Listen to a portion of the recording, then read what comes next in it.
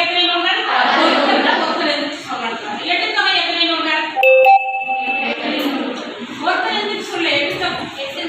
எட்டு நூல்கள். இப்போ மொத்தம் எத்தனை நூல்கள் இது? இது என்ன என்று அழைப்போம்?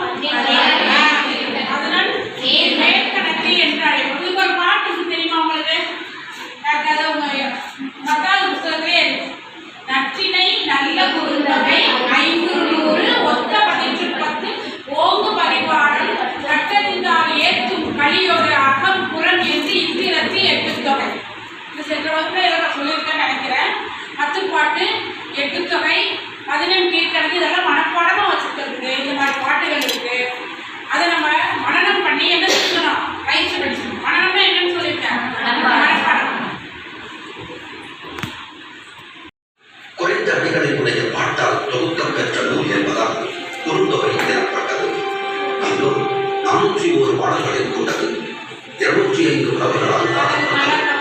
நல்ல குறுந்தொகை என்று கூறப்படுகிறது. இதன் கடவுள் வாழ்த்தும் பாடலை பாடியவர் பாரதம் பாடிய பெருந்தேவனார் ஆவார்.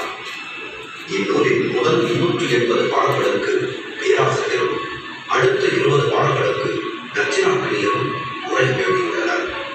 செம்புலன் பெயர் நீரார், கயமனார், அணிலாடு முன்றிலார், நெடுமன் நிலவினார், மீன்நீரில் துணிலார், இப்படி பெயர் தெரியாத புலவர்களுக்கு அவர்களுடைய பாடல் வரை அல்லது பூனையில் இருந்தே பேசுத்தியிருப்பர். இப்படி 13 பெயர் தெரியாத புலவர்கள் குறுந்தொகையில் உள்ளனர். உரையாசிரியர்கள் அதிகமும் மேற்கோள் காட்டிய நூல் என்பதாலேயே இந்நூல் முதலில் தொகுக்கப்பட்ட நூலாக கருதப்படுகிறது. கடல் சூழ் மண்டலம் என்று குறுந்தொகை பாடல் முன்னூலில் கையாளப்படும் சொல்லானது. இந்த பூமி உருண்டையானது என்பது தமிழர்களுக்கு தெரியும் என்பதை காட்டும் கோப்பர்னிகஸுக்கு முன்னரே இந்தியருக்கு தெரிந்த சாதாரண விஷயம் இது.